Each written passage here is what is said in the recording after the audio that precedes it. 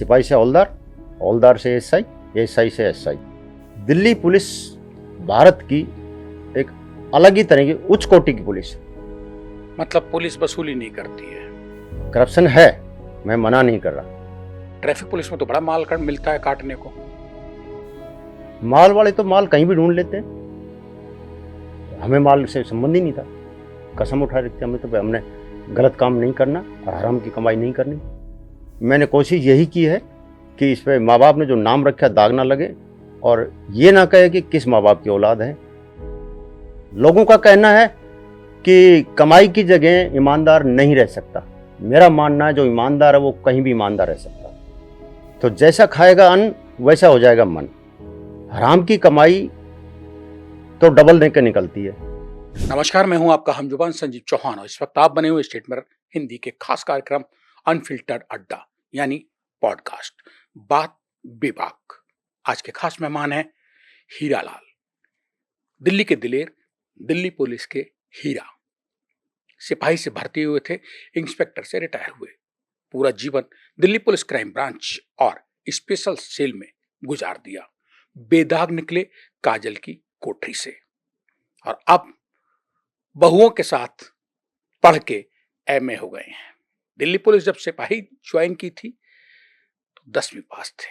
हरियाणा के एक राजस्थान बॉर्डर पे लगे छोटे से गांव में हल जोतने वाला बच्चा आखिर कैसे दिल्ली पुलिस स्पेशल सेल तक पहुंचा, आइए जानते हैं हीरालाल से ही। उनकी कहानी, उन्हीं की मुंह जुबानी, बेबाक बेलाक। स्वागत है। नमस्कार हीरालाल जी, थैंक यू। आपका ये हैट, आपकी पर्सनालिटी, 6 फीट लंबाई, टाई, रिटायर होने के बाद भी आपने अपने को इतना हुस्ट पुस्ट स्वस्थ तंदुरुस्त रखा हुआ है। आपकी सेहत का, स्मार्टनेस का राज क्या है? लोग कहते हैं रिटायर होने के बाद नौकरी से फिर तो बूढ़े हो गए, लेकिन आप तो आज बच्चों को भी मात दे रहे हैं, किशोरों को, युवाओं को मात दे रहे हैं। देखो संजीव जी, फिटनेस की जो बात है ये आपके वातावरण पर, आपके आहार पर, विचार पर, इन सब पर डिपेंड करती है। रिटायरमेंट लोग मान लेते हैं, रिटायरमेंट का मतलब ये नहीं है कि आप लाइफ से रिटायर हो गए। रिटायरमेंट डिपार्टमेंट करता है, क्योंकि टाइम बाउंड है, इसलिए वो रिटायरमेंट कहलाया जाता है। और एज ओनली नंबर है, वो आपके हाथ में है। आपने आपको कैसे स्वस्थ रखना है, दिनचर्या को कैसे रखना, इसके लिए सबसे पहले चाहिए डिसिप्लिन। और वो स्टार्टिंग से ही जेनेटिक हमारे खून में है, क्योंकि मेरे बड़े दोनों भाई आर्मी में थे। एक भाई कारगिल में लीडरशिप की है, जो सूबेदार थे उस टाइम। दूसरे भाई फौज आर्ट में थे, जिन्होंने फौज आर्ट की कबड्डी टीम का नेतृत्व किया है। तो हमारे जेनेटिक ही खून में है डिसिप्लिन और कर्तव्यपरायणता और अनुशासन। हरियाणा का वो गांव जो राजस्थान बॉर्डर पे है, वहां के 5 साल के हीरालाल को आज देश जानना चाहता है। दिल्ली पुलिस और crime branch, Delhi police special cell के हीरालाल को तो इंस्पेक्टर, सब इंस्पेक्टर, एएसआई, सिपाही हवलदार को सब जानते हैं महकमे में। लेकिन एक 5 साल के हीरालाल को अगर जानना चाहूं मैं, तो क्या थे, कहाँ जन्म हुआ, क्या परिवार, और कैसे आप पढ़ाई लिखाई करके हल जोत के दिल्ली पुलिस तक पहुंचे खेतों में? बहुत अच्छा सवाल है आपका। वो जरूरी है कि बेस आपका कहाँ से स्टार्ट होता है। जब मैं 5 साल का था, सबसे पहली बात तो कि हम 6 बहन भाई थे, मैं सबसे छोटा था। तो नेचुरली परिवार में सबसे बड़े को या सबसे छोटे को ज़्यादा प्यार मिलता है। मेरी पढ़ाई भी लेट स्टार्ट हुई, सबसे छोटा था, बच्चा है, खेलने दो, चलता रहा। गांव के ही स्कूल में प्राइमरी में मैंने 5th क्लास की, और आज तक मैं जो 5th क्लास के गुरुजी थे मेरे, उनके टच में हूँ और उनसे बातचीत भी होती रहती है। क्या शुभ नाम है उनके से जुड़ी कुछ यादें? उनका नाम वेद प्रकाश जी है और मेवात के इधर नूह की तरफ के रहने वाले हैं, और उनके मैसेज और आशीर्वाद उनका भी मिलता रहता है। मैं किसी भी रूप के गुरु को आज तक नहीं भूलता। जो राह चलता ने कोई शिक्षा दी मेरे को, मैं उसको भी याद रखता हूँ। उसके बाद 5th क्लास के बाद हमारा हाई स्कूल था हमारे गांव से 3 किलोमीटर दूर, प्राणपुरा। 3 किलोमीटर पैदल आना, पैदल जाना। उस जमाने में कच्चा रास्ता होता था, और उस लगातार वहाँ से हमने मैट्रिक किया। मैट्रिक के बाद घर वालों ने सलाह किया कि अब पढ़ाई आगे नहीं करानी, चूंकि नौकरी नहीं करानी। 2 भाई आर्मी में होने के नाते घर को संभालना था, ज्वाइंट फैमिली थी। उस ज्वाइंट फैमिली को मेंटेन करने के लिए यही जरूरी था कि 2 भाई घर काम करेंगे, 2 आर्मी में। लेकिन माता पिता तो प्योर ठेठ किसान थे, जी गांव में खेती बाड़ी हल जोतते थे। बराबर। तो सवाल ये कि वहां से उन्होंने अपने 4 बेटों में से 2 को आर्मी में कैसे निकाल दिया? गाइडेंस चाहिए होती है। वो गाइडेंस एक बेचारे किसान हल जोतने वाले 2 जून की रोटी का जुगाड़ करने के लिए सुबह से शाम तक खेत में हाड़ तोड़ मेहनत करने वाले उस जमाने में, आज से 60 साल 70 साल पहले की बात कर रहे हैं, 65 साल पहले, कैसे सब ये बन पाया? और वो कौन सा आपका गांव है हरियाणा में जहां आपका जन्म हुआ? गांव मेरा रणसी माजरी है, ये राजस्थान बॉर्डर पर स्थित है और डिस्ट्रिक्ट रेवाड़ी है, जिसे रेवाड़ी से 21 किलोमीटर दूर पड़ता है। रेलवे लाइन और रेलवे स्टेशन भी है हमारे गांव का छोटा सा, और वहाँ हमारा जन्म हुआ। उनको मोटिवेशन यही था कि कोई बच्चा आर्मी में जाए। आर्मी की उस टाइम इमेज बहुत अच्छी थी, अभी भी अच्छी है, तो आर्मी ज़्यादा पसंद करते थे। हमारे गांव में भी काफ़ी लोग हैं और 2 सगे भाई मेरे भी थे। और माता पिता बिल्कुल ठीक करे, अनपढ़ थे, लेकिन वो पढ़े लिखे से ज़्यादा बेटर थे। अपने बच्चों की परवरिश बहुत ध्यान रखते थे, जो आज पढ़े लिखे नहीं रख पाते हैं। जब माँ बाप की बात चल रही है और शायद अब दुनिया में नहीं है दोनों, जी पिता की एक लाइन में क्या चीज याद आती है आप? और 64 साल के दिल्ली पुलिस के रिटायर्ड इंस्पेक्टर बालियान साहब को, हीरालाल को, माँ की क्या याद आती है? देखिए ये दोनों ग्रंथ हैं, मैंने सिर्फ एक लाइन में पूछा है, दोनों के बारे में एक एक लाइन।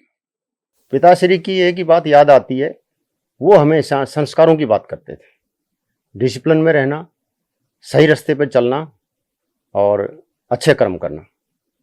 माता जी का प्यार इतना बेइंतहा मिला, जो कोई भी नहीं बुला सकता, मैं विशेषकर नहीं बुला सकता। उसका रीज़न है, शायद ही मेरे जैसा कोई इंसान होगा जिसने माँ का दूध इतना दिन पिया होगा। 11 साल मैंने माँ का दूध पिया है। 5th क्लास में हमारे गुरुजी टीचर को शिकायत करके मेरा दूध छुड़वाया था। तो ये यादगार क्षण है, उसी की ताकत है कि मैं फिट हूँ। माँ का दूध जीवन भर चलता है। आज का वक्त उल्टा है, माताएं दूध पिलाती नहीं या दूध नहीं है।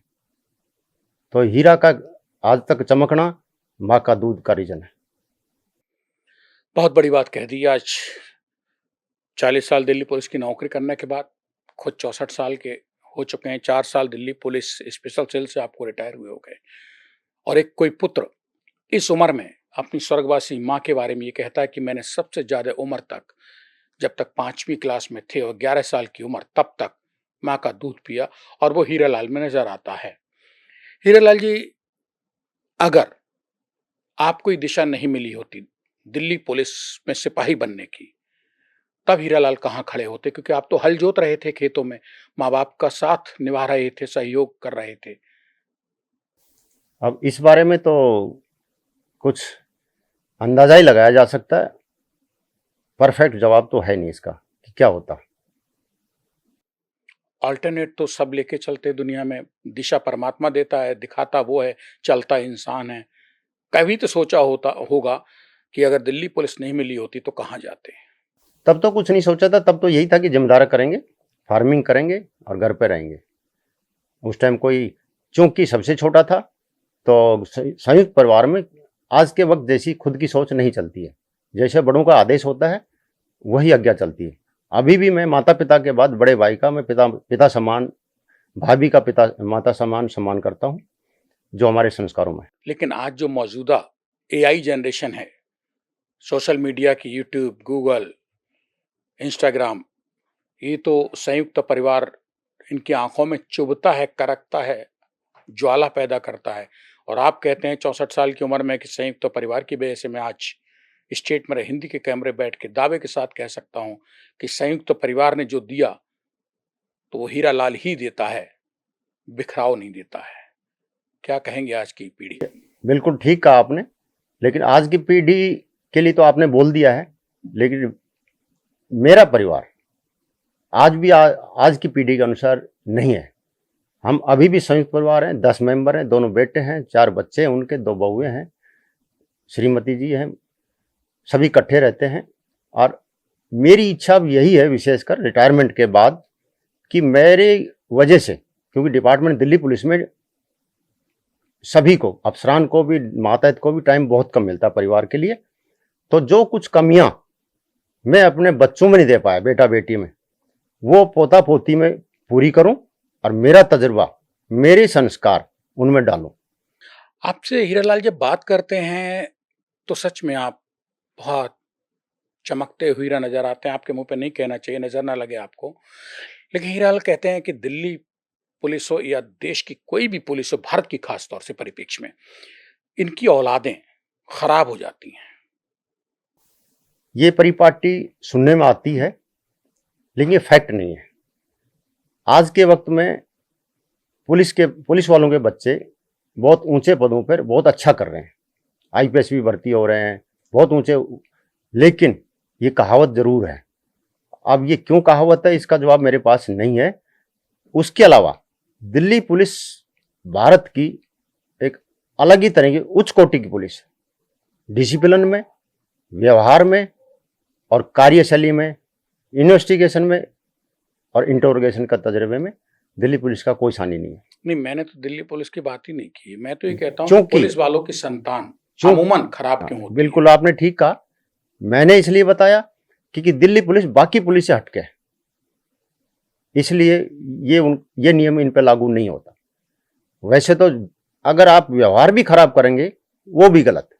तो दिल्ली पुलिस का व्यवहार, दिल्ली पुलिस की ड्रेसिंग, ये सब उत्तम कोटि की है और ये अपने परिवार को भी टाइम देते हैं, इसलिए इतना इन पे लागू नहीं होता। ये स्टेट में होता है, स्टेट वाले बिल्कुल ही परिवार को साथ टाइम नहीं दे पाते, वो अपनी नौकरी ही कर पाते हैं। गांव कहीं होता है, पोस्टिंग कहीं होती है, दिल्ली में रहते हुए ज़्यादातर परिवार साथ रहते हैं। पुलिस कहीं की भी हो देश में, किसी सूबे विशेष की बात नहीं कर रहा हूं, लेकिन उगाही के आरोप ही नहीं लगते हैं, एस्टेब्लिश होते हैं, सिद्ध होते हैं कि जो नीचे से ऊपर तक भ्रष्टाचार है। क्या मानते हैं पुलिस में करप्शन है? ये तो हालात के अनुसार जग जाहिर है वैसे, लेकिन सभी करप्ट नहीं होते और हर डिपार्टमेंट में करप्शन है। अब इसका एक छोटा सा जवाब देता हूं कि पुलिस ज़्यादा बदनाम क्यों है। करप्शन है, मैं मना नहीं कर रहा, चाहे 2 आदमी करें, चाहे 1 आदमी करे, करप्शन है। बदनामी का विशेष कारण, हाईलाइट होने का विशेष कारण ये है कि पुलिस एक ऐसा डिपार्टमेंट है जिसके पास 2 पार्टी आती हैं, एक विक्टिम, एक आता है एक्यूज पार्टी। अब न्याय करेगा तब भी एक पार्टी नाराज होगी, गलत करेगा तो भी एक पार्टी का नाराज होगी, तो 50% समाज तो पुलिस से नाराज रहेगा। मतलब पुलिस वसूली नहीं करती है? पुलिस, बोला मैंने, करप्ट है, करप्शन करती है, लेकिन बहुत चंद आदमी, ये तो सबूत है यार। हीरालाल पे तो कोई दाग नहीं लगा पूरी नौकरी में। ये आप जैसों का आशीर्वाद रहा, मेरे सीनियर का आशीर्वाद रहा, क्योंकि मेरे को सारे सीनियर ऐसे ईमानदार मिले कि मेरे को कोई, कहते नहीं, संगत रंगत लेकर आती है। ना ही मेरे को पुलिस में और ना ही मेरे को ऑफिस में सीनियर कोई ऐसा करप्ट मिला जिसने मेरे को मोटिवेट किया। इंस्पेक्टर हीरालाल ने थाने चौकी में सिपाहियाना की नौकरी करने के बाद, हवलदार सिपाही, एसआई, उसके बाद फिर तमाम आईपीएसओ के साथ उनके स्टाफ ऑफिसर भी रहे आप। स्पेशल सेल जैसी सेंसिटिव क्राइम ब्रांच जैसी दिल्ली पुलिस की महासंवेदनशील ब्रांच, उसमें आपने जीवन बहुत जिया दिल्ली पुलिस का। 15 और 5 20 साल के आसपास तो आपने मेरे ख्याल से पूरी नौकरी के स्पेशल सेल दिल्ली पुलिस और क्राइम ब्रांच में निकाल दिए। हीरालाल जी कैसे बच पाए? कहते हैं कि बड़े बड़े अधिकारी जो हैं वो भी कमाऊ पूत बन जाते हैं, महकमा ऐसा है। आप तो स्टाफ ऑफिसर रहे, आपका तो पाला ही 24 घंटे अफसर से रहा।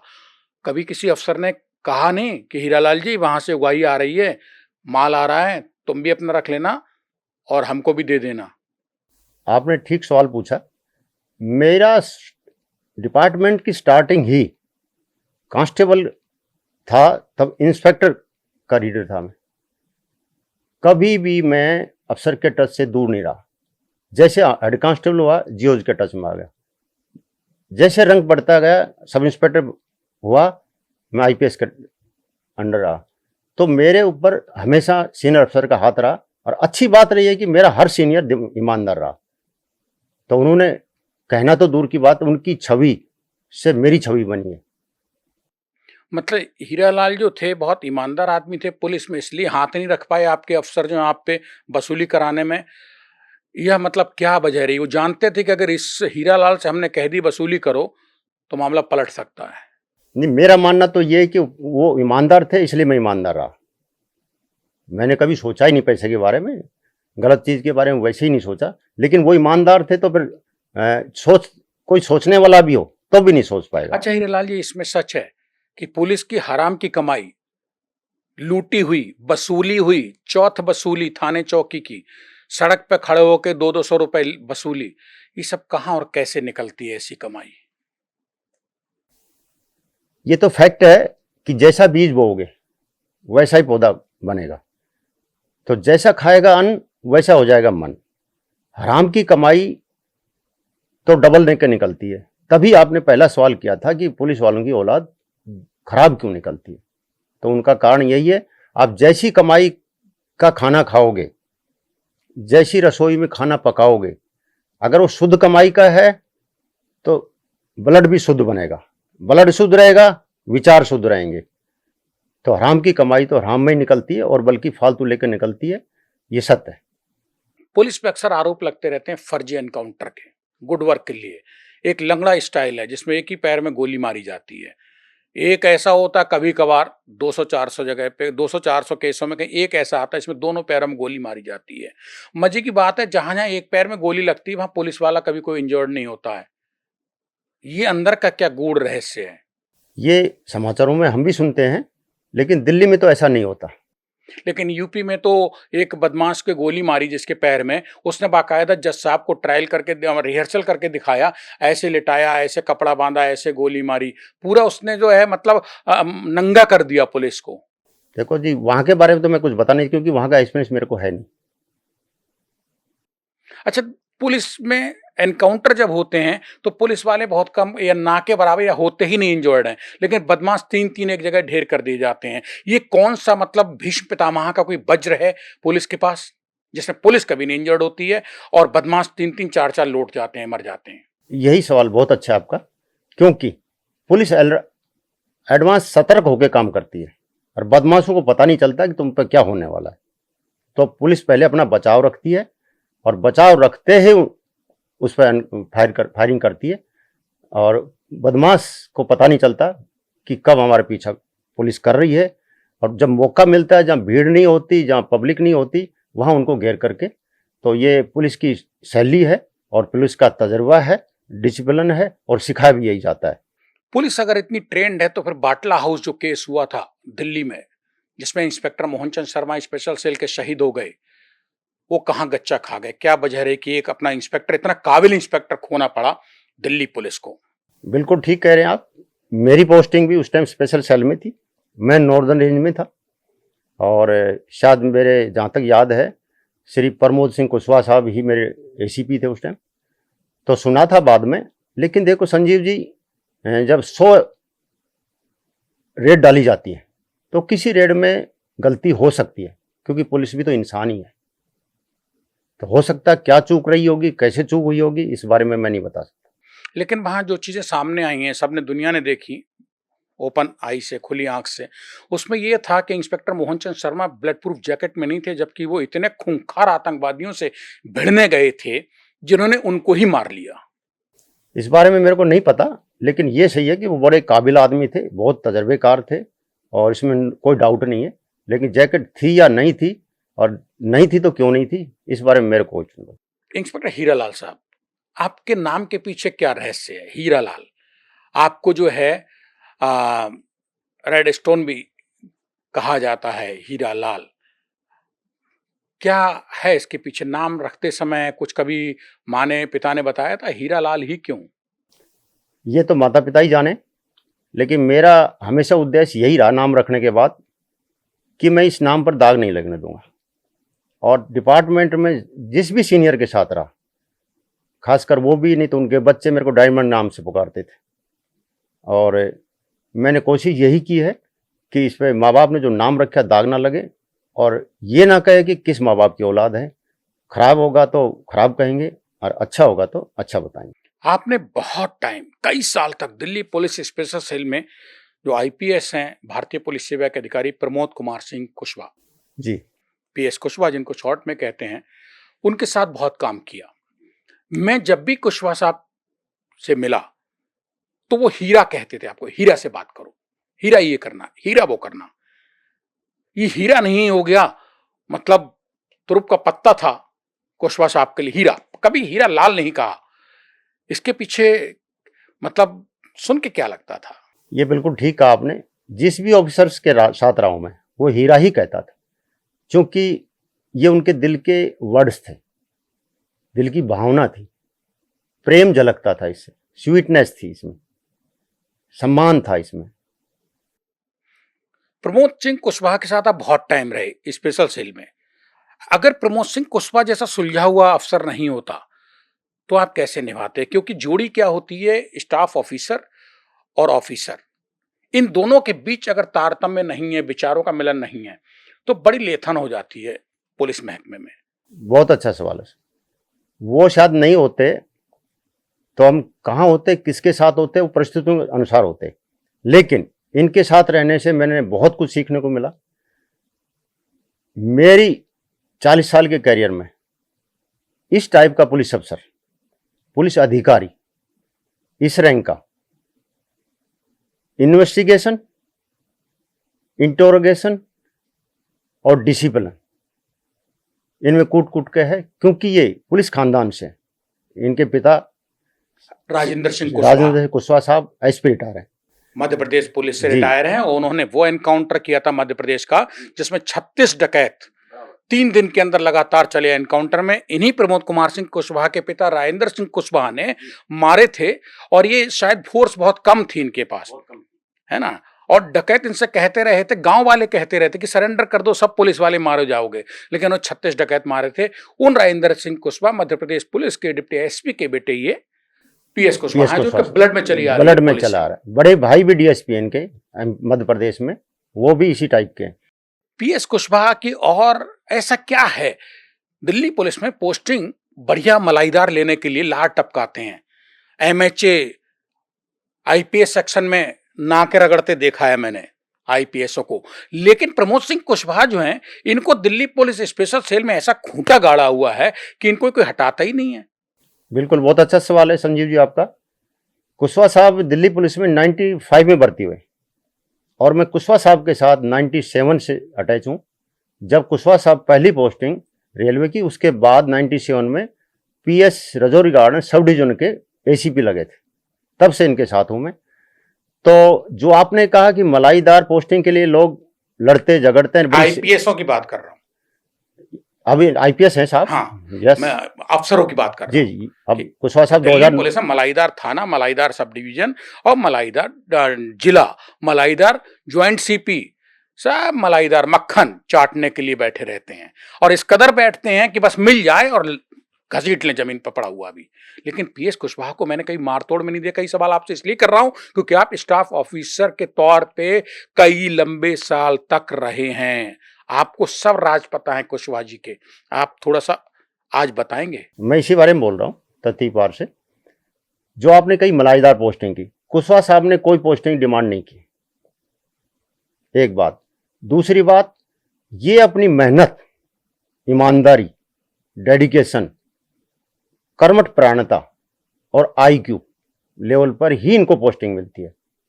मलाईदार पोस्टिंग लोग मानते स्पेशल सेल में जितना दिमाग का इस्तेमाल है, दिल्ली पुलिस में किसी डिपार्टमेंट में उसकी जरूरत नहीं है। दिल्ली पुलिस का बड़ा कंप्यूटर प्रमोद सिंह कुशवाहा को कहते हैं। बिल्कुल कहते हैं, वो हैं, इसमें कोई डाउट नहीं है। और बड़ा चश्मा भी। मतलब प्रमोद सिंह कुशवाहा ने अगर कहीं किसी क्रिमिनल को या अड्डे को देखा, चाहे वो अंडरवर्ल्ड डॉन हुआ और चाहे फिर कोई सिंडिकेट क्रिमिनल हुआ बड़ा, हर जगह जब प्रमोद सिंह कुशवाहा काले चश्मे में से देखते हैं, उनको सब सफेद नजर आता है। इसमें कितना सच है और क्यों नजर आता है? बाकियों तो जो है वो सेटिंग करने में लग जाते हैं, लेकिन प्रमोद सिंह कुशवाहा के पास आज तक, मैं नहीं कह रहा हूं, दिल्ली पुलिस गवाह है कि किसी ने नहीं कहा होगा ये वसूली करके लाए होंगे। क्या आप ये बात कह पाने की स्थिति में हैं? बिल्कुल है कि वसूली का तो इनका दूर दूर से कोई संबंध नहीं है, कहीं तक भी, क्योंकि मेरी इनके साथ 15-20 साल पोस्टिंग रही। तो ऐसा नहीं हो सकता कि एक एसओ को ये ना पता चले। ये बेदाग है और ये जो कहते हैं मैं उन पर बिल्कुल विश्वास नहीं करता। प्रमोद सिंह कुशवाहा को मैंने अक्सर देखा है। आप बताइए, आप उनके स्टाफ अफसर रहे हैं, मतलब राजदार रहे हैं आप, एक एडिशनल सीपी लेवल के आईपीएस ऑफिसर के। ऐसा क्या उनके अंदर है जो वो कभी क्रोध में नहीं आते हैं? और वो शख्स ऐसा है जो कई कई दिन तक दफ्तर नहीं छोड़ता है, दिन रात दफ्तर में। गुस्सा क्यों नहीं आता? क्या प्रमोद सिंह कुशवाहा ने अपना घर मढ़ैया सब छोड़ के सिर्फ दफ्तर और दिल्ली पुलिस और केंद्रीय गृह मंत्रालय का कॉन्ट्रैक्ट लिया हुआ है? ये बात बिल्कुल ठीक किया आपने। परिवार को उन्होंने बहुत कम टाइम दिया, जो कि आम पुलिस अफसर देता है, लेकिन उन्होंने बहुत कम टाइम दिया। इनकी वजह से ही हमने भी बड़ी मेहनत की है, हम भी परिवार को बहुत कम टाइम दे पाए। इनका ऑफिशियल टाइम हमेशा होता था डेट बदलने के बाद ऑफिस छोड़ना, इतनी मेहनत करते थे स्पेशल सेल में। कोरोना टाइम में 3 महीना घर नहीं गए, ऑफिस में ही सब काम। पीएस कुशवाहा पीएस कुशवाहा साहब और आप हम जाते थे, खुद नहीं जाते थे? खुद नहीं जाते थे, वहीं रहते थे। तो लेकिन वो तो आईपीएस अफसर हैं, वो उनको तो कभी भी चले जाएं, वो क्यों नहीं जाते? जबकि स्टाफ सब आप लोग चले जाते थे घर कोरोना क्योंकि में। उस टाइम हमें एक कुछ केस ऐसे मिले हुए थे कोरोना टाइम में। कोरोना टाइम में इतना सेंसिटिव टाइम था कि हमें इंटरोगेशन मिली हुई थी बहुत बड़ी। उसके चक्कर में वो रात दिन इंटरोगेशन में लगे रहते थे और वो बिजी रहते थे। चूंकि इंटरोगेशन के वक्त नए नए आदमी मिलते थे, तो उनके संपर्क में आने से वायरस का खतरा था, और वो वायरस अगर उनका घर चला जाए तो नुकसानदायक था। स्पेशल सेल और दिल्ली पुलिस की क्राइम ब्रांच दोनों ही बहुत ही संवेदनशील विंग्स हैं, दोनों ही बहुत पावरफुल हैं, लेकिन दोनों में फर्क क्या है अगर ताकत के हिसाब से देखा जाए? क्राइम ब्रांच की वर्किंग स्टाइल अलग है, स्पेशल सेल की डिफरेंट। स्पेशल सेल पेशेंस का काम है, कूल माइंड का काम है, लंबे रन की दौड़ है।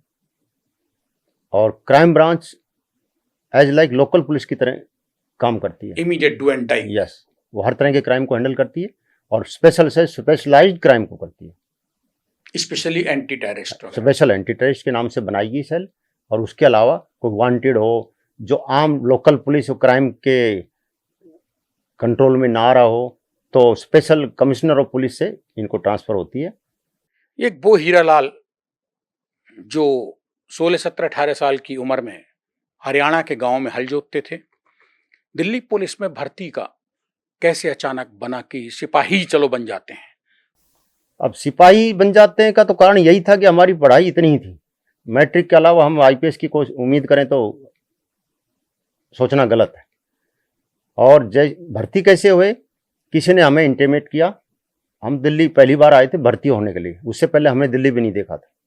और जब हम दिल्ली पुलिस के फॉर्म भरने के लिए आते थे, तो रात को दिल्ली नहीं रुकते थे हम, क्योंकि दिल्ली के बारे में सुना था कि दिल्ली बड़ी खराब जगह है, और हम रात को 12 बजे भी अपने गांव वापस जाते थे। जिस दिल्ली पुलिस के बारे में सुना था बड़ी खराब है, उस दिल्ली पुलिस में 40 साल नौकरी की? नो, दिल्ली पुलिस के बारे में संजीव जी नहीं, दिल्ली के बारे में। जिस दिल्ली के बारे में इंस्पेक्टर हीरालाल ने ये सुना था एक युवा होने के उम्र में कि दिल्ली बहुत खराब है, यहाँ ठीक नहीं है, सुरक्षित नहीं है। उसी दिल्ली में आके फिर 40 साल दिल्ली पुलिस की न केवल नौकरी करी, बल्कि दिल्ली के बाशिंदे हो गए। बराबर, तजर्बा भी बहुत हुआ, बहुत तजर्बा हुआ। अच्छे केस आपके साथ करने का मौका मिला। इतने सेंसिटिव केस किए, साउथ में थे, निर्भया कांड के साहब आईओ थे, बड़े बड़े केसों का आईओ रहे हैं, और उनको सॉर्ट आउट किया है। तो इनके साथ रहने का यही फायदा हुआ है कि ज़मीन से जुड़ के काम करते हैं। हर क्रिमिनल का इंटरोगेशन खुद करते हैं, लिखित में करते हैं, तब तक करते हैं तब तक उसका निचोड़ ना निकालें। इंटरोगेशन लगातार सिटिंग करके 24 घंटे तक, 36 घंटे तक बैठ जाते हैं। हाँ, मतलब स्पेशल सेल के साहब नहीं, एक आम पुलिस ऑफिसर हैं पीएस कुशवाहा, इसलिए आपकी उनकी चल गई, और वो मलाईदार पोस्ट पे नहीं बैठे हैं, नहीं, एक जिम्मेदार पोस्ट पे बैठे हैं। आप ये कहना चाह रहे हैं? बिल्कुल सही कह रहा आपने। हीरालाल जी सिपाही हो गए दिल्ली पुलिस में, उस ट्रेनिंग टाइम का कुछ याद है, और कब किस सन की बात है वो? 82 में ज्वाइन किया, जब एशियाड था। और 1 साल की ट्रेनिंग हुई। सबसे अच्छी बात यह है कि मेरी 4 ट्रेनिंग हुई अब तक, सिपाही से हवलदार, हवलदार से एसआई, एसआई से एसआई, और चारों ही ट्रेनिंग में मैं प्लाटून का नंबर 1 बन के चला हूं।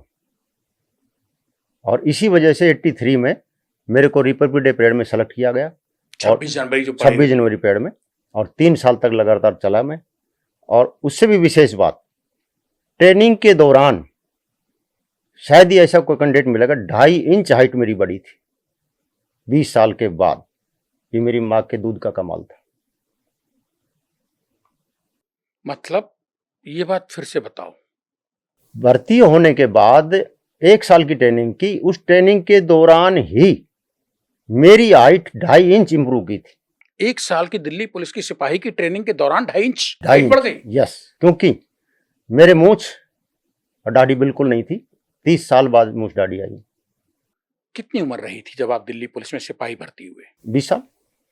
1982 में दिल्ली पुलिस में सिपाही की भर्ती जब होती थी तब तब वो परीक्षा, और अब 2026 में दिल्ली पुलिस में सिपाही की परीक्षा में कितना अंतर आ गया है? अब की परीक्षा का तो तजुर्बा नहीं है मेरा, लेकिन काफ़ी चेंज है। हमारे टाइम में हमारा प्लस पॉइंट ये था जो अब नहीं है।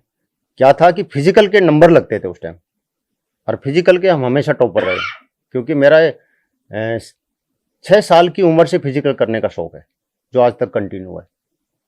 तब भी मैं गांव में मिसाल देते थे कि उस जैसा बनो। 4 बजे उठ करके मैं रनिंग कर करके नहा धो करके घर आ जाता था। 6 साल की उम्र 6 साल की उम्र। और आज भी आप आज वही हाफ मैराथन दौड़ रहे हैं? हाफ मैराथन दौड़ता हूँ। उससे भी यूनिक है कि लॉन्ग डिस्टेंस और स्प्रिंट शॉर्ट डिस्टेंस के मसल अलग होते हैं, जबकि 100, 200, 400 मीटर का मैं स्प्रिंट भी करता हूँ, जिसमें मेडल है मेरे, नेशनल मेडल भी, इंटरनेशनल मेडल भी है, और मैराथन मेरा शौकिया। दिल्ली पुलिस में सिपाही के तौर पे पहली पोस्टिंग किस थाने चौकी में ट्रेनिंग के बाद मिली थी? क्या एक्सपीरियंस है पहले दिन का?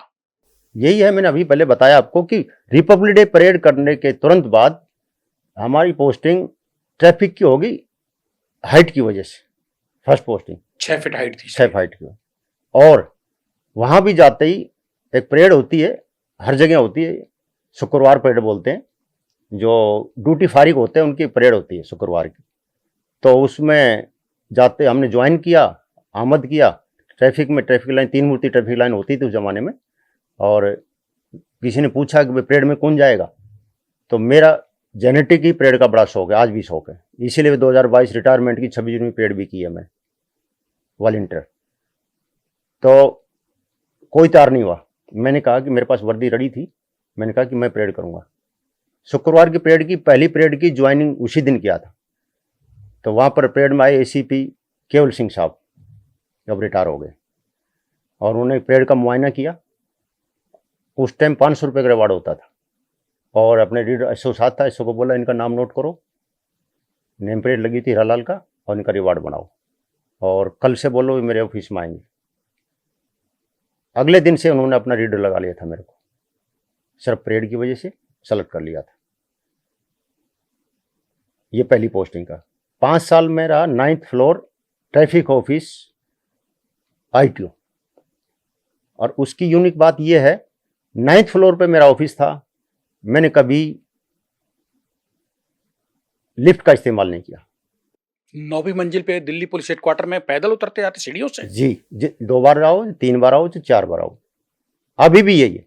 मैं पुलिस हेडक्वार्टर जाता हूँ नए वाले मानसिंह पे, 17 मंजिल जाओ, मैं लिफ्ट का इस्तेमाल नहीं करता। तो लक्ष्मण जी को जो संजीवनी बूटी दी गई थी, वही हीरालाल जी भी खाए बैठे हैं? क्या बात है, 64 साल की उम्र में अभी भी पैदल उतरते चढ़ते हैं सीढ़ियां 9वीं और 10वीं मंजिल पे। सर आपको अभी बताया मैंने, वो 11 साल का माँ का दूध पिया हुआ सारी जीवन साथ रहेगा मेरे। माँ का आशीर्वाद की कोई सीमा नहीं। आप ट्रैफिक में रहे? जी। दिल्ली पुलिस ट्रैफिक में, ट्रैफिक पुलिस में? जी हाँ। ट्रैफिक पुलिस में तो बड़ा माल मिलता है काटने को। माल वाले तो माल कहीं भी ढूंढ लेते हैं, तो हमें माल से संबंध ही नहीं था। कसम उठा रखते हमने, तो हमने गलत काम नहीं करना और हराम की कमाई नहीं करनी। लेकिन एक आईपीएस के साथ आप लगे हुए हैं, तो कितना ही माल खींचो। ऐसो थे, स्टाफ अफसर थे, आपको कौन रोक लेता? आप तो पूरे जिले से, पूरी दिल्ली पुलिस ट्रैफिक पुलिस से वसूली कर सकते बिल्कुल कर सकते थे। तो क्यों नहीं करी? कर लेते थोड़ी, क्योंकि वो एसीपी हेडक्वार्टर थे, और एसीपी हेडक्वार्टर अंदर पूरी ट्रैफिक पुलिस होती है। सारे टीआई वगैरह वगैरह हो गए, आते थे सर, चाय वगैरह वगैरह। मैंने चाय आज तक नहीं सीखी है, परिवार में कोई चाय नहीं पीता है। तो जेडो वगैरह आते थे बेचारे सम्मान के लिए, सर जूस चाय, मगर सर मैं कुछ लेता ही नहीं। अच्छा, दिल्ली पुलिस में सर ये बताओ, ट्रैफिक में ही क्यों पोस्टिंग सब मांगते हैं? सिपाही से लेके डीसीपी, जॉइंट सीपी, आईपीएस तक ये उधर को क्यों भागते हैं? ट्रैफिक में क्या मतलब, कुछ है, माल है वहां ज्यादा? ये तो उनका तजुर्बा है। नहीं, आप महकमे में 40 साल नौकरी करके आए हो, आपने देखा होगा, आपने लिया नहीं, पैसा नहीं उगाया आपने कमाई नहीं करी, वसूली चौथ वसूली नहीं करी। लेकिन ऐसा क्या है दिल्ली पुलिस ट्रैफिक में कि वहां हर आदमी कहता है यार, इसकी सिपाही से लेके आईपीएस तक की कह रहा हूं, ट्रैफिक पुलिस के लिए क्यों भागते हैं? क्या है वहां पे? अब उनको कुछ लगता होगा, मिलता होगा, तभी भागते होंगे। अब वो तजुर्बा तो मेरा तो है नहीं, पब्लिक भी कहती है, तो कुछ पब्लिक कहती है तो कुछ सच्चाई भी होगी। ट्रैफिक पुलिस में हमेशा 6 फीट के जवान क्यों लिए जाते हैं? वैसे तो पुलिस में सभी लंबाई वाले होते हैं, लेकिन ट्रैफिक पुलिस में स्पेशली मैंने देखा है अपने अनुभव से, दिल्ली पुलिस में सन 90 से 2026 तक 36वां साल चल रहा है मेरे को भी दिल्ली ट्रैफिक पुलिस देखते हुए और दिल्ली पुलिस देखते हुए, लेकिन 6-6 फीट के जवान ट्रैफिक पुलिस में क्यों स्पेशली इतने लंबे लंबे दिखाई देते हैं सड़क पे खड़े? कोई खासियत? मेन स्टार्टिंग का कारण था, अब उसका ज़्यादा लॉजिक नहीं है, कम है। उस टाइम ट्रैफिक सिग्नल नहीं होते थे और ट्रैफिक पुलिस मैन ही, पुलिस ऑफिसर ही ट्रैफिक संचालन करता था। तो चूंकि उसका इशारा दूर तक पब्लिक को दिखाई दे तो हाइट का इस्तेमाल किया जाता था, वरना चौक पर ट्रैफिक बूथ भी लगाए जाते थे जिन पे खड़ा होकर इशारे करते थे कि पब्लिक को दिखाई दे। हाइट का यही कारण था और विशेष कारण कुछ नहीं था, कि पब्लिक को आराम से दिखाई दे कि वह पुलिस वाला खड़ा है, उसके इशारे का सम्मान करो। छोटा होगा तो नीचे रह जाएगा, इशारा दिखाई नहीं देगा, इसलिए लंबाई का विशेष महत्व होता था। आप हमेशा आईपीएस अफसरों के साथ रहे, स्टाफ ऑफिसर उनके, निजी सहायक पीए के तौर पे, इसलिए बेदाग निकल आए? बहुत ज्यादा प्रेशर नहीं हुआ कमा के बांटने का और घर ले जाने का? या आप अगर थाने चौकी की पोस्टिंग में होते तब फिर कमाना मजबूरी होती और एसएचओ को जाके ले जाके देना? ये सवाल अब तक का सबसे अच्छा सवाल है आपका। क्यों है? किसी को चीज ना मिले तो ईमानदार नहीं है, किसी को चीज मिले और वो ना ले वो ईमानदार है। मैं रजौरी गार्डन 5 साल रहा हूं हेड कांस्टेबल बनने के बाद, इसलिए पोस्टिंग थी मेरी कि हेड कांस्टेबल के बाद काम सीखना है, क्योंकि हेड कांस्टेबल बाद कलम पावर आ जाती पूरी, और काम नहीं तो पुलिस अफसर नहीं।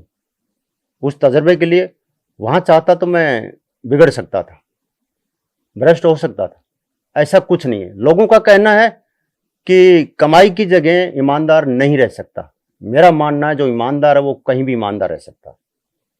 यानी थाने चौकी जो है देश में किसी भी पुलिस के कमाई का अड्डा है? करते हैं, लेकिन ऐसा नहीं है कि वहाँ ईमानदार नहीं है। ये रीडर और चिट्ठा मुंशी भारत की हर थाने की पुलिस में है। यही किसी भी थाना अध्यक्ष, एसएचओ, स्टेशन हाउस ऑफिसर जो होता है थाने का मालिक, उसके मुंह लगे कहलाए जाते हैं। इनमें क्या इनके पास संजीवनी बूटी है या सब उगाही का पैसा ये दो ही रखते हैं अपने पास? नहीं संजीव जी, संजीवनी बूटी वाली बात नहीं है। किसी को तो उन्होंने रीडर और मुंशी रखना ही है, क्योंकि थाना चलाना है। सबके रीडर का काम होता है पत्राचार की कॉरस्पॉन्डेंस, किसी भी तरह के कागज आएंगे उसकी जवाबदेही और रिप्लाई, और एसएचओ को पुटअप कर जवाब बना रिप्लाई देना सीनियर्स को। उसके अलावा चिट्ठा मुंशी का जो काम है, जैसे उसके नाम से पता चल रहा है, वो रोज चिट्ठा लगाता है, चिट्ठा इन द सेंस ड्यूटी लगाता है, तो फोर्स को डिप्लॉय वही करता है as per guidance of SHO. SHO साहब की डायरेक्शन होती है, तो उनको खास तो नेचुरल बन ही जाते हैं। जो हर वक्त अफसर के टच में रहेगा तो खास ही कहलाएगा, बाकी ऐसा कुछ नहीं है। रीडर का अपना काम है, चिट्ठा मुंशी का अपना काम है। लेकिन मेरा जो अनुभव रहा है 37 साल जर्नलिज्म का, क्राइम रिपोर्टिंग का, उसमें मैंने देखा है कि चिट्ठा मुंशी और रीडर ये वसूली पुत्र भी होते हैं थानों के, और इसीलिए एसएचओ के मुंह लगे होते हैं। आप चूंकि 40 साल दिल्ली पुलिस में महकमे में नौकरी करके आए, बेदाग रहे हैं, आप पे कोई दाग नहीं था, बड़ी बात है, इसलिए आप नहीं बोलेंगे क्योंकि बात महकमे की इज्जत की भी है। लेकिन अच्छे और बुरे लोग जर्नलिज्म में भी हैं, पुलिस में भी हैं, हर जगह मिलते हैं, लिहाजा इस मुद्दे पे आप कोई और बात ना करें। हम जानना ये चाहेंगे कि आखिर दिल्ली पुलिस देश की बाकी पुलिस से कैसे हटके है? बिल्कुल ठीक है, बहुत बेहतर है। विशेषकर जो ड्रेसअप है, दिल्ली पुलिस का ड्रेस पहनने का तरीका, साफ सफाई का तरीका, बोलचाल का तरीका, व्यवहार का तरीका और बाकी पुलिस से डिफरेंट है और बेटर है। आप पुलिस में थे, इसलिए आपने अपने दोनों बेटों को फिजिकल फिटनेस की तरफ ले गए। एक मनोज और दूसरे का क्या? मनिंदर कुमार बालियान। मनिंदर बालियान, मनोज बालियान। इनमें एक बेटा आपका पीएमओ में जुड़ा रहा, बीएसएफ में इंस्पेक्टर हुआ, फिर बाद में वो डेपुटेशन पे एसपीजी यानी कि प्रधानमंत्री की सुरक्षा के लिए जो है स्पेशल प्रोटेक्शन ग्रुप, उसमें कई साल रहा, कमांडो। सवाल ये है कि वो एक पिता को देख के फोर्स में आया और उसने पीएमओ में रहते हुए भी, आज भी मैं कभी अगर देखूं तो वो भी बिल्कुल एकदम सिंपल हैं, और अब उन्होंने वीआरएस भी ले लिया और दूसरी जगह है। तो जो बच्चा एसपीजी में रहा हो, आपका बेटा बीएसएफ में इंस्पेक्टर रहा हो, कमांडो रहा हो, उसने क्यों फोर्स छोड़ी होगी और फोर्स में क्यों आपने भेजा था? थोड़ा सा उस पे, उसके बारे में। फोर्स में जाने का कारण तो ये था कि उसकी इच्छा नहीं थी, लेकिन एक ट्रायल बेस पे उन्होंने टेस्ट दिया था, क्योंकि वो बीटेक थे और सपना अलग था। सो किया, उन्होंने फार्म भर दिए और टेस्ट दे दिया। ये मनोज की बात कर, मनोज और मनिंदर दोनों ने अच्छा, दोनों टेस्ट दोनों नहीं दिए थे और मनोज नहीं हो पाया उस टाइम और मनिंदर सेलेक्ट हो गया। बीएसएफ में सब इंस्पेक्टर सेलेक्ट हो गया। उस टाइम ठीक सवाल है आपका कि हम भी द्विधा में थे कि भेजें या ना भेजें।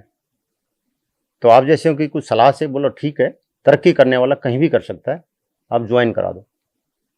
ज्वाइन करा दिया। ज्वाइन के तुरंत बाद इनका सिलेक्शन एसपीजी का हो गया। तो नॉर्मल लाइफ चलती रही, बढ़िया लाइफ चलती रही। पीएम साहब के साथ रहे, टेक्निकल साइड से थे ये। एसपीजी में प्रधानमंत्री सुरक्षा बेड़े में रहे और इनका बहुत, जी हाँ, बहुत टफ जॉब है, वो बहुत सीक्रेट जॉब है और सीक्रेसी को बहुत पसंद किया जाता है। थोड़ा सा भी नेगेटिव पॉइंट के बाद वो वॉश आउट हो जाता है, बंदा हटा दिया जाता है। फिजिकल भी मेंटेन रखना पड़ता है, सब कुछ रखना पड़ता है। हमने उनसे कभी नहीं पूछा क्या कर रहे हो, कहाँ जा रहे हो, ना उन्होंने कभी बताया। इतना सीक्रेट होता है। मतलब पिता को बेटा ही नहीं बता रहा है एसपीजी में कि कहाँ क्या कर रहे हैं? पिता ने पूछना ही नहीं चाहा और बेटे ने बताया नहीं? बेटे ने बताया नहीं। वो अच्छा है। आपके जब आपका बेटा, जिसकी बात आप मनिंदर बालियान की कर रहे हैं, जो इंस्पेक्टर बीएसएफ और उसके बाद फिर प्राइम मिनिस्टर की सुरक्षा के लिए बने एसपीजी में रहे, आप भी तो, अगर मैं गलत नहीं हूं आपके बारे में, जो मैंने सोशल मीडिया पे सब पता किया है या दिल्ली पुलिस हेडक्वार्टर से आपके बारे में मालूमात किए हैं, उसके मुताबिक आप भारत के पूर्व प्रधानमंत्री और पूर्व गृह मंत्री लालकृष्ण आडवाणी की धर्मपत्नी श्रीमती कमला आडवाणी के निजी सुरक्षा गार्ड भी रहे दिल्ली पुलिस की तरफ से। ये इन्फॉर्मेशन आपकी बिल्कुल सही है। मैं 2 साल श्रीमती कमला आडवाणी का पीएसओ रहा हूँ और उसके बाद स्पेशल सेल का मेरा ट्रांसफ़र हो गया था और उस टाइम भी स्पेशल सेल के एसीपी मेरे प्रमोद सिंह कुशवाहा थे। कमला आडवाणी जी का व्यवहार, उनके पूरे परिवार का व्यवहार बहुत कोऑपरेटिव, बहुत humble, as a human being बहुत पोलाइट। कमला आडवाणी की कौन सी बात आज भी आपको लगती है कि क्या सीखा आपने? भाई वो प्रधानमंत्री देश के, एल के आडवाणी उनकी धर्मपत्नी, तो वो तो हवा में उड़ती होंगी मेरे ख्याल से। आप लोग तो पीएसओ थे, आपकी क्या वैल्यू? आप जैसे तो 50 घूम रहे हैं वहां।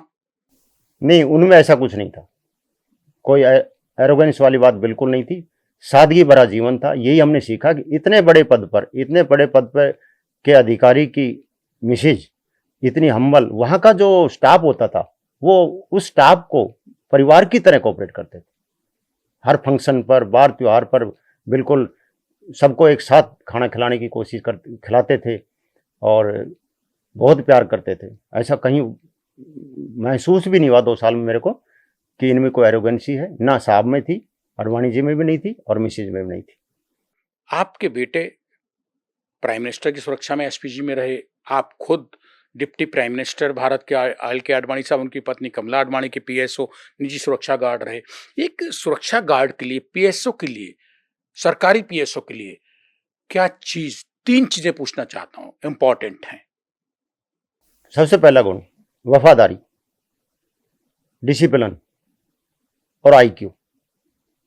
ये तीनों पीएसओ में हैं तो पीएसओ के लायक है। आईक्यू होगी तो सुरक्षा कर पाएगा। विल पावर होनी चाहिए, दिल का कमजोर नहीं होना चाहिए, डिसीजन पावर होनी चाहिए। ये पीएसओ की विशेष खास। बचपन से लेके अब तक 64 साल के हीरालाल को कभी लगा कि मौत बहुत करीब है और फंस जाऊंगा? एक बार लगा, वो बात दोबारा रिपीट हो रही है।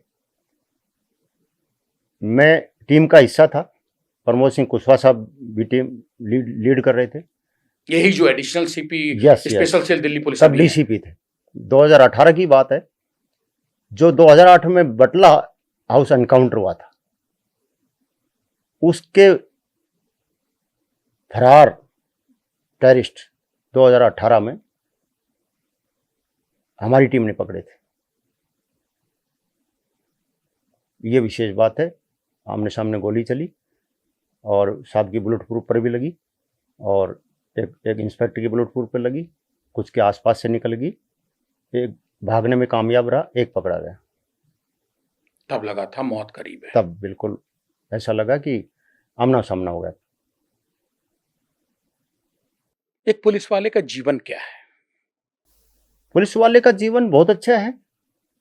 इसलिए अच्छा है कि पब्लिक ज्यादा से ज्यादा समाज के टच में पुलिस वाला ही रहता है और समाज ही पुलिस वाले को गालियां देता है। उसका कारण मैंने अभी पहले बताया कि 50% समाज पुलिस अफसर से नाराज रहता है, क्योंकि इसके पास एक पार्टी नहीं आती कभी भी, और सभी डिपार्टमेंट में सिंगल हैंड ड्राइविंग होती है। उसके पास एक पार्टी मिलती है तो शिकायत का कोई चांस नहीं बनता। इसमें शिकायत इसलिए है कि एक मुलजिम की शिकायत करता होता, एक के अगेंस्ट शिकायत होती है। न्याय करोगे तो भी 50% नाराज होगा। अगर कंप्लेंट का पक्ष नहीं लिया, बाई चांस जानबूझ के नहीं लिया या इत्तेफाक से नहीं लिया गया, तो उसकी साइड नाराज हो जाएगी। तो इसलिए बदनामी ज़्यादा है। बाकी पुलिस इतनी स्ट्रेस में रहती है, इतना और बर्डन वर्क है। आप पुलिस का विशेष कारण अभी मैं बताता हूँ। मान लो एक क्रिमिनल से डील चल रही है, इंटरोगेशन चल रही है, और क्रिमिनल भी नशे में, उससे डील किया, उसको इंटरोगेट किया, जो भी उसका केस बनाया वगैरह वगैरह, और लॉकअप में डाल दिया। उसके तुरंत बाद एक बहुत सॉफ्ट कॉर्नर का कंप्लेंट आ जाता है। तो ऐसा कोई जादू नहीं है कि आप अपने टेम्परामेंट को तुरंत डाउन कर लो। मैं मास्टर डिग्री योगा हूं, तो अगर आपको एक बार गुस्सा आ गया तो गुस्से के जो हार्मोन्स क्रिएट हुए हैं उनको नॉर्मल होने में 24 आवर्स लगते हैं। जबकि एक इमरजेंसी ड्यूटी जो होती है पुलिस अफसर की थाने में 24 घंटे की होती है, उसमें जितनी भी कॉल्स आएंगी वो पुलिस अफसर एक भी होते हैं, किसी थाने में 2 भी होते हैं, वो एरिया और लोड के अनुसार होता है। तो तुरंत वो ऐसा कोई मोड नहीं है रिमोट वाला कि गर्म और ठंडा तुरंत बदल ले। तो उसका पिछली डील का व्यवहार जो उत्तेजित करके चला गया, वो सॉफ्ट कॉर्नर पे बैड इफेक्ट डालेगा, वो उसको लेकर जाएगा। पुलिस अफसर ऐसे ही होते हैं। इसीलिए कहते हैं कि पुलिस सभी को एक डंडे से हाँकती है। यस, वो डंडा यही है, हाँकती नहीं है। वो हालात हकवा देते कई बार हैं पुलिस अफसर जो हर स्थिति को मैनेज कर लेते हैं। जहाँ गर्म की जरूरत गर्म, ठंडे की जगह ठंडे, लेकिन इतना आसान नहीं है। फिर वर्कलोड बहुत है, एक काम पूरा नहीं हुआ दूसरा काम मिल गया, दूसरा काम पूरा नहीं हुआ तीसरा काम मिल गया। मतलब ये जो पुलिस पे ओवरबर्डन, दबाव का जो प्रभाव है, वो कहीं ना कहीं प्रतिकूल असर डालता है सामने वाले पे, बहुत ज्यादा। और फिर उससे खराब इमेज होती है पुलिस की। कारण कुछ और होते हैं, कारण स्वभाव नहीं होता, कारण वर्क होता है, वर्कलोड होता है। हमारी सीमाएं देश की सब सुरक्षित हैं, फौज लगी हुई है, बीएसएफ लगी हुई है, पैरामिलिट्री फोर्सेस लगे हुए हैं, इसके बाद भी आतंकवादी दिल्ली तक कैसे आ जाता है?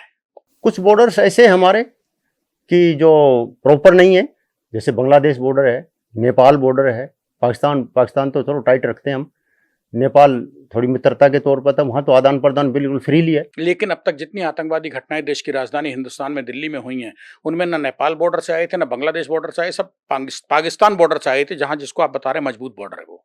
उसके बाद जो टाइट किया, पहले कम लैक्स थे कुछ, उसकी वजह से एंट्री करते थे। अब उसके बाद आप देखिएगा 10-12 साल से बिल्कुल बंद है। कहाँ बंद है? अभी पहलगाम हुआ था 22 अप्रैल 2025 को, ऑपरेशन सिंदूर हुआ, उसके बाद 10 नवंबर को दिल्ली में लाल किले के सामने फिर कार बम ब्लास्ट कर दिया, ह्यूमन बम। तो सर ये आइडेंटिटी कार्ड, टेररिस्ट का आइडेंटिटी कार्ड लेकर नहीं आते ना, ये आम आदमी बन के आते हैं। किसके मन में क्या चल रहा है वो तो बाद में पता चलता है। उसका फिर खामियाजा भी उन्होंने ठीक ठाक ही किया। आगे उम्मीद नहीं है कि पाकिस्तान ऐसी हरकत करेगा। जो दिल्ली में लाल किले के सामने चांदनी चौक की बत्ती पे जो हुआ था 10 नवंबर 2025 को, ह्यूमन कार बम ब्लास्ट, जिसमें 13 लोग मारे गए, 20-22-25 लोग इंजर्ड हुए थे। उसमें कई दिन पहले फरीदाबाद में कई कुंटल यूरेनियम पकड़ लिया गया था। उसके बाद भी जो दिल्ली पुलिस की स्पेशल सेल महारथी है इन्वेस्टिगेशन की, इस तरीके के तारों को बेतार करने की, वो क्यों नहीं छलनी कर पाई और ब्लास्ट हो गया? दिल्ली की जनसंख्या लगभग 2.5 करोड़ है, तो हर आदमी को फिल्टर करना संजीव जी इतना आसान नहीं है। पुलिस है, पुलिस में कोई डाउट नहीं है, महारत भी हासिल है, और उसी की वजह है कि वो बड़ा नुकसान नहीं कर पाया। उसको सिग्नल मिल गया था कि अब पकड़ा जाएगा, अपने आप को सुसाइड बम से उड़ाना ही उचित है, तो बहुत ज़्यादा नुकसान वो नहीं कर पाया। यही ब्लास्ट भीड़ वाले इलाके में या कोई इंपॉर्टेंट इलाके में, वीआईपी इलाके में करता तो कितना नुकसान होता। ये दिल्ली पुलिस का दबाव है। हालांकि हमारा और आपका काम, पत्रकार और पुलिस का काम जो है, वो सरकारों की नुमाइंदगी करना नहीं है, लेकिन एक सवाल आ रहा और उसको आप भी कहेंगे, आपको जवाब देना भी चाहिए। जब तक 2014 से पहले तक भारत में कांग्रेस की हुकूमत थी जो कहती थी हमने 60 साल राज किया है, तब तक दबा के दिल्ली में ट्रांजिस्टर बम ब्लास्ट हों, सीरियल बम ब्लास्ट हों, दीपावली से ठीक पहले सीरियल बम ब्लास्ट हों दिल्ली में, मतलब 70, 80, 90 लोग मारे जा रहे थे बम ब्लास्टों में। उसके बाद अचानक जैसी 2014 आती है और मोदी की हुकूमत आती है, बम ब्लास्टों की, ये सीरियल बम ब्लास्टों की संख्या नगण्य हो जाती है। कहाँ चले जाते हैं? क्या हुकूमतें जो हैं वो ढील दे के बम फड़वाती हैं? नहीं, मैं इस बारे में ये तो नहीं कहूँगा कि कोई मिली भगत से बम फड़वाते हैं, लेकिन ये उसी पे डिपेंड करता है कि नेतृत्व क्या है, लीडरशिप कौन कर रहा है। आपका काम उतना ही बेहतर होगा जितना लीडर आपका अच्छा होगा। चाहे किसी भी विभाग में ले लो, सरकार में ले लो, घर में ले लो, घर का मुखिया अगर ईमानदार है, डिसिप्लिन है, तो नीचे वाले अपने आप उसके अनुसार चलेंगे। उनकी हिकामत नहीं होगी कि गलत लाइन पे चल जाए, उनको कहने की जरूरत नहीं है, पहले खुद चलो। तो आप तो आंकड़े बोलते हैं, मेरे इसमें ज़्यादा कहने की जरूरत नहीं है कि कब कितने ब्लास्ट हुए और कब नहीं हुए। दिल्ली पुलिस स्कॉटलैंड स्टाइल पे काम करती है, उसके बाद भी आपराधिक वारदातें हो जाती हैं, कोई बड़ी बात नहीं, चलो होता है, क्राइम हो गया, उसको सुलझाना पुलिस का काम है, सुलझा लेगी। लेकिन सवाल ये पैदा होता है कि राजधानी में, या राजधानी हमेशा दिल्ली जो है देश की, वो क्यों टारगेट पे होती है सबसे ज्यादा आतंकवादियों के? वो इसलिए होती है, आतंकवादियों का एक ध्येय होता है कि उनकी छोटी सी घटना को कवरेज मिले, और दिल्ली चूंकि राजधानी है, वीआईपी यहाँ रहते हैं, हर कंट्री की एम्बेसी है, पत्रकारिता बहुत एडवांस है यहाँ पर, तो वो न्यूज़ में आना चाहते हैं और अपने छोटे से काम को बड़ा करके दिखाना चाहते हैं, जिससे उनका नाम हो। उनका मकसद यही होता है। जिस दिन दिल्ली पुलिस में सिपाही के तौर पे एंट्री करी, उस दिन का खुशी या भावनाएं, और जिस दिन रिटायर होके जा रहे थे Delhi police special cell inspector से हीरालाल, 2 दिन का अगर तुलनात्मक भावनाओं का भाव जानना चाहें तो क्या कहेंगे? तुलनात्मक भाव यही है, जब भर्ती हुए बहुत खुशी हुई, हमें भी खुशी हुई, घर वालों को भी खुशी हुई, क्योंकि जिस चीज़ में इच्छा से हम आ रहे हैं और उसमें जब सिलेक्शन हो जाए तो स्वाभाविक है खुशी होनी ही होनी है। और चूंकि दिल्ली पुलिस का नाम रहा है, दिल्ली पुलिस में भर्ती होना वैसे अपने आप में छोटी बात नहीं थी। और जाते समय इतना अच्छा लगा कि इतने स्वस्थ, और खासकर 2022 मेरे लिए बहुत अच्छा रहा, जिसमें रिटायर हुआ वो मैं बताना चाहता हूँ शॉर्टकट। रिपब्लिक डे परेड 2022 की मैंने, जो कि आजकल वर्ल्ड वाइड इतिहास है।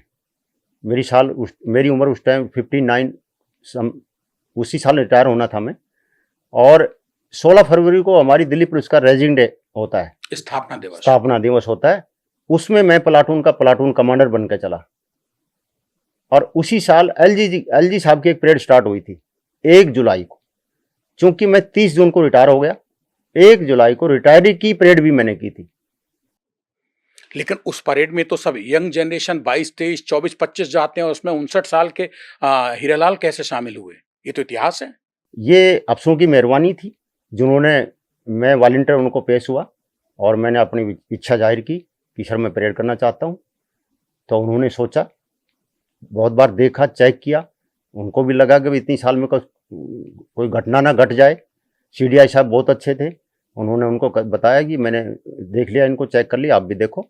बराबर स्पेशल सीपी साहब रोबिन उब्बू साहब थे और मधुर माथुर साहब डीसीपी साहब थे, उन्होंने सेलेक्ट किया मेरे को कि इसको चलाओ और ये बंदा फिट है, तभी मेरे को उसमें शामिल किया गया था, क्योंकि मैं वॉलंटियर आया था। वरना तो आप ठीक कह रहे हैं, उसमें 30 साल से कम उम्र वाले ही परेड ज्यादातर। और उसमें 59 साल के हीरालाल इंस्पेक्टर भी खड़े हुए थे उस फोर्स के साथ उस परेड के लिए। ये भी अपने आप में दिल्ली पुलिस का एक इतिहास है। हाँ, दिल्ली पुलिस ने मेरा भी इतिहास बनाया। हीरालाल साहब, हरियाणा, कहते हैं कि जहां गर्भ में बच्चियों को मार दिया जाता है, लड़कियों को, लिंगानुपात भी वहां का पुरुष और स्त्री का बहुत अलग है, कम है।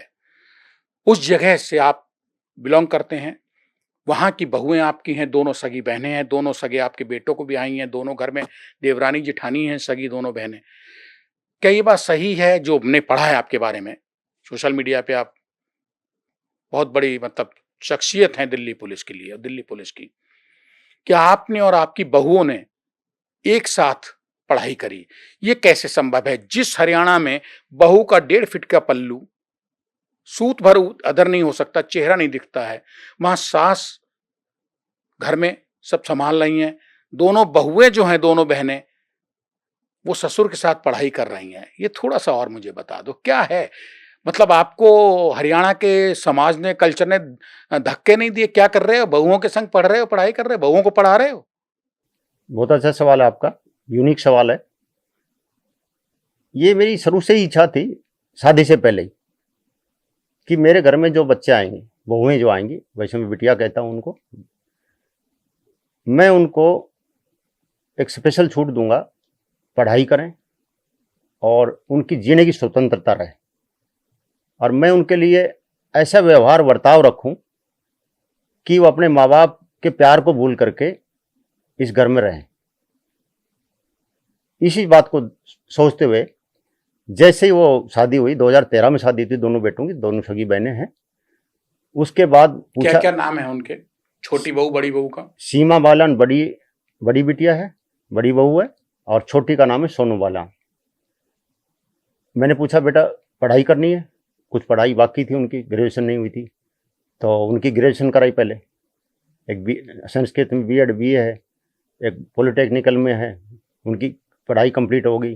फिर आगे मैंने पूछा तो क्या, फिर मैंने स्टार्ट किया। शादी के बाद बहुओं को उच्च शिक्षा आप ससुर ने दिलवाई? जी। उसके बाद मैंने योगा डिप्लोमा के करने के फॉर्म भर दिए तीनों के, अपना भी और दोनों बहुओं का। वो वहाँ पर डिप्लोमा किया, और डिप्लोमा के बाद फिर मास्टर डिग्री में हमने एडमिशन ले लिया तीनों ने, ससुर और दोनों बहुओं ने? हाँ बिल्कुल, एक साथ तीनों रोल नंबर हमने आगे पीछे, और एक साथ फिजिकल किया, योगा किया, और एक साथ ही पेपर दिए और मास्टर डिग्री योगा किया। 2024 में 1 साल का गवर्नमेंट का कोर्स होता है योगा इंस्ट्रक्टर का, वो भी तीनों ने हमें एक साथ किया। इस तरह की उनकी पूरी पढ़ाई की। आगे भी अगर इनकी कोई इच्छा हो तो मेरी तरफ से कोई मनाही नहीं है, क्योंकि ज्ञान संजीव जी ऐसी चीज़ है, जितना बढ़ाओ उतना कम है, जितना बांटो उतना कम। लेकिन ये हरियाणा के एक छोटे से गांव में, राजस्थान बॉर्डर पे बसे हुए से निकले हुए, 11 साल की उम्र तक, 5वीं कक्षा तक अपनी माँ का दूध पिए बैठे मेरे सामने इंस्पेक्टर हीरालाल कह रहे हैं दिल्ली पुलिस के रिटायर्ड। वरना हरियाणा में आज भी तमाम ऐसे गांव होंगे जहां पर्दा प्रथा बहुत है। हाँ, पर्दा प्रथा है, वो मैं उसको ज़्यादा एक लिमिट है, वहाँ तक ही ठीक है। अब अभी ये भी बहु हैं, दिल्ली में आने के बाद भी इनके संस्कार वही हैं, किसी तरह के दिल्ली का कोई विशेष प्रभाव नहीं है।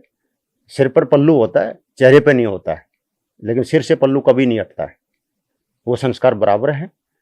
और अब इनका सर्विस के लिए इन्होंने मना कर दिया, खासकर दोनों बेटों ने मना कर दिया कि गृहिणी घर को सजा कर रखे तो सरोग है।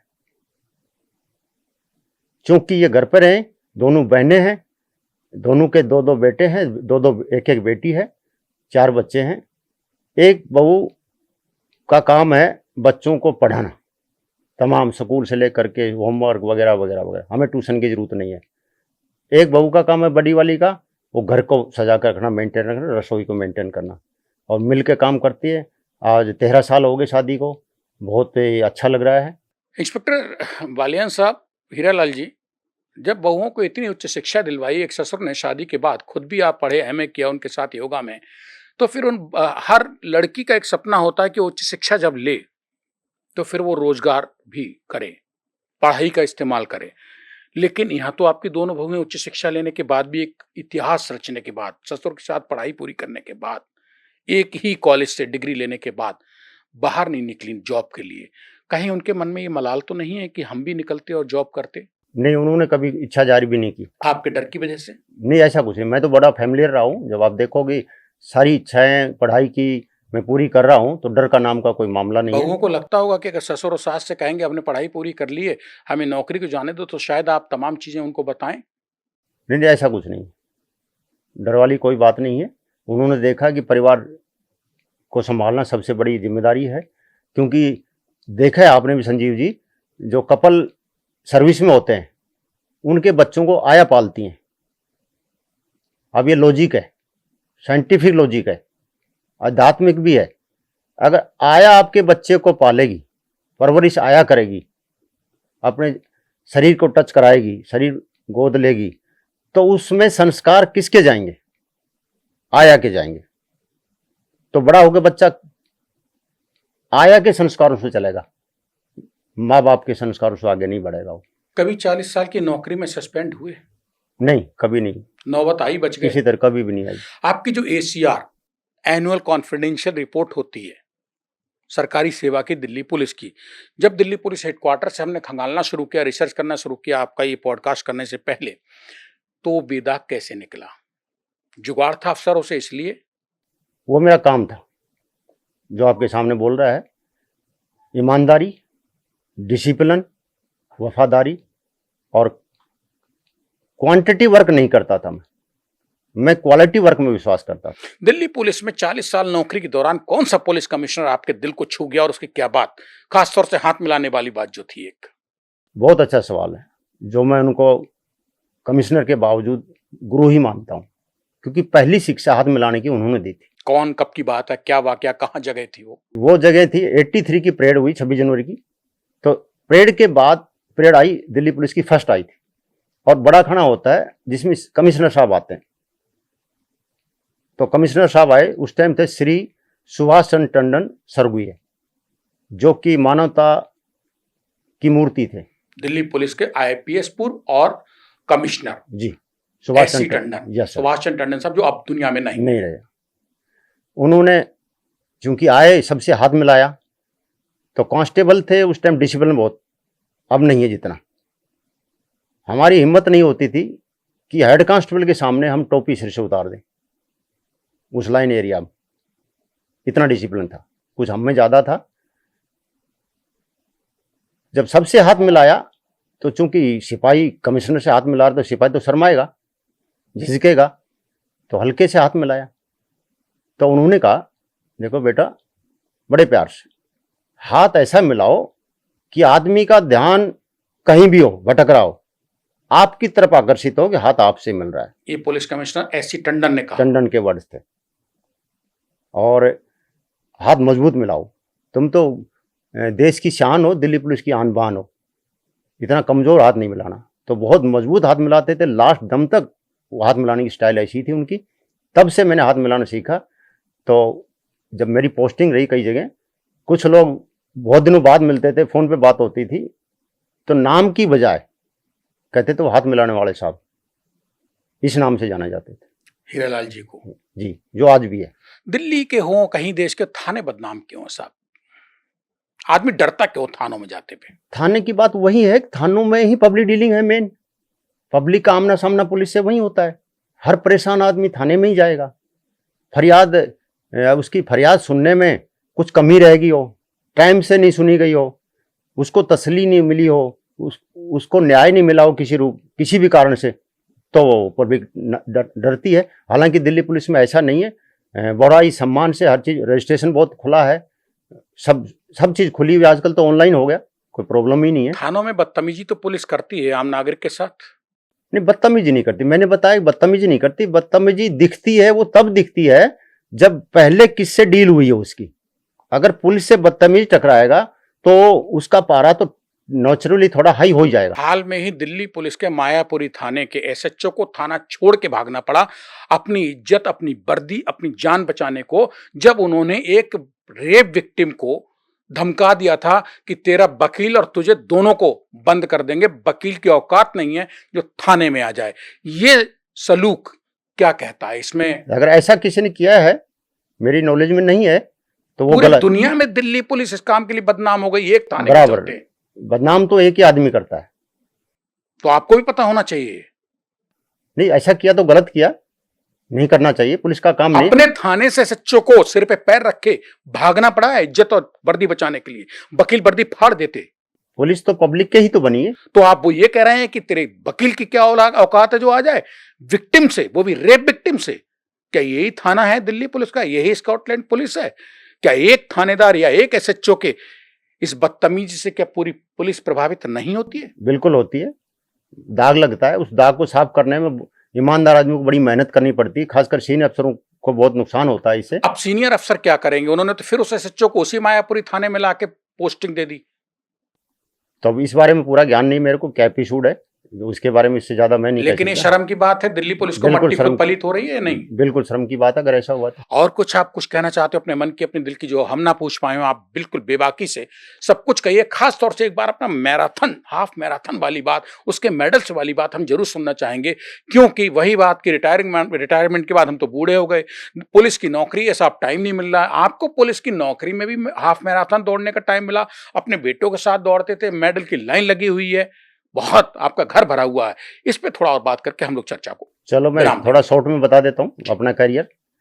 82 में ज्वाइन करने के बाद 86 में मैंने दोबारा पढ़ाई स्टार्ट की, क्योंकि मैंने पहले ही कहा था कि सिपाही के रैंक को मैं बहुत छोटा मानता था और है भी छोटा ही, तो क्यों ना पढ़ाई करके आगे तरक्की की जाए।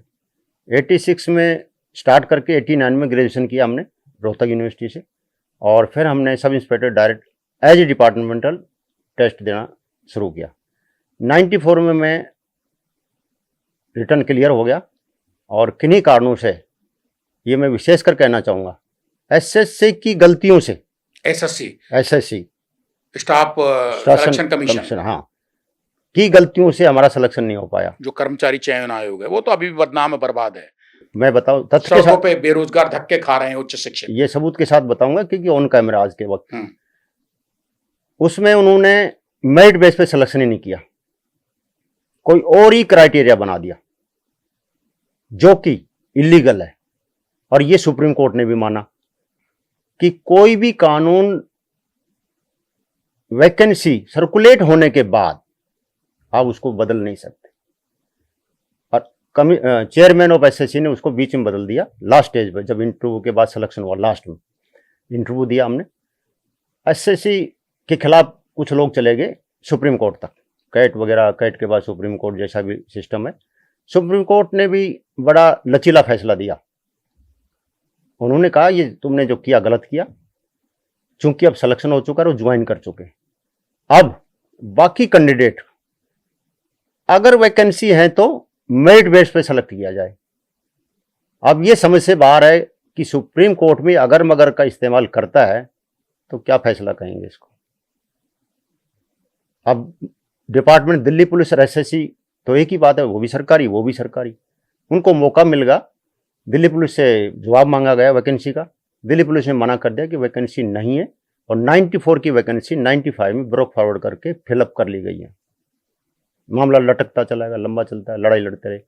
अब होता क्या, कुछ कैंडिडेट का केस हाई कोर्ट में लग गया दोबारा से, भाई वैकेंसी नहीं है तो हमारा क्या दोष है।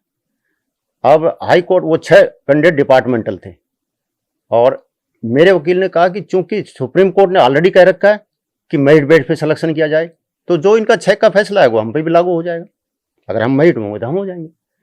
अब उनका सन 2000 में केस ऑन बोर्ड हो गया हाई कोर्ट में, और 2008 में डिसीजन आया उनके फेवर में कि वैकेंसी है तो ठीक है, नहीं है तो क्रिएट करी जाए, और नहीं क्रिएट कर सकते तो जो इनकी जगह ले लिए उनको रिमूव किया जाए और इनको सेलेक्ट किया जाए। मतलब ऐसा फैसला होना चाहिए जो हाई कोर्ट ने दिया। वो सेलेक्ट हो गए जी। हमने आरटीआई लगाई एसएससी में अपने नंबर पता करने के लिए। हमारे नंबर आए, पता चला कि ये 6 कैंडिडेट से भी ज़्यादा हमारे नंबर ज़्यादा है, पहले वाले से तो ज़्यादा थे ही। जो 6 सेलेक्ट हुए डिपार्टमेंटल, उनसे भी हमारे नंबर ज़्यादा थे। हम हाई कोर्ट गए, हाई कोर्ट में लग गए हमारा केस, गोल मोल करके डिसीजन दे दिया गया।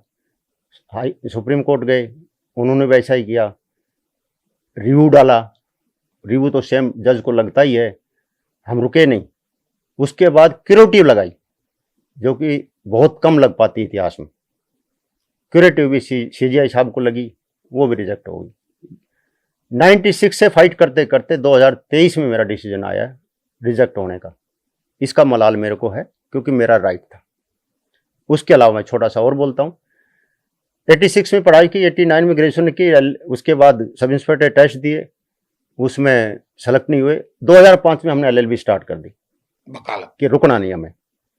एलएलबी कंप्लीट की, उसके बाद मास्टर डिग्री योगा की, जो आपको बता चुका हूँ, बहुओं के साथ की, और अभी भी जारी है।